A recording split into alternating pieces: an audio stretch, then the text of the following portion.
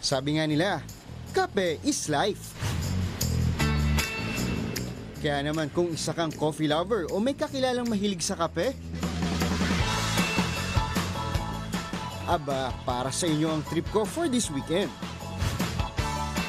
Trending ang isang coffee shop dito sa Silang Cavite. Gawa mula sa lumang yero na pinagtagpi-tagpi. At paano ba naman? Super extra large ang labanan ng kape rito. Litro kung litro. Ang lagayan, gatimba po. Di nagpahuli ang magkaibigang Kurt at James, kapwa first-timers sa kapihang ito. Nagulat ako, kakaibang offer kasi siya kasi 1 liter. Ang in-order ko po ay ang vanilla latte, coffee base. Bukod sa coffee lover ako, 1 liter muna yung in-order ko para matry ko kung gaano nga ba kasarap itong Boss Cafe nila dito. Kaya nyo bang ubusin ang 1 litro ng iced coffee? Kaya-kaya. Sulit na sulit sa magtropa ha? Ang tanong, pasado ba sa kanilang panlasa? Sa lasa naman po, okay siya. Hindi siya matamis, hindi siya matabang.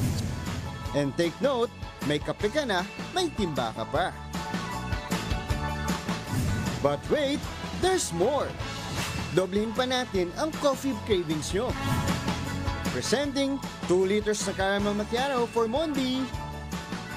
Ganito siya kalaki. 2 liters, imagine niyo, kasing laki ng mukha ko. Ganun kadami. Katumbas nito ay 2 ganito. Imagine niyo, lahat yun, iinumin nyo, diba? Ganun kadami. Kaya naman, nandito si Kuya Joel. Si Joel, okay ka dyan? So, try natin to.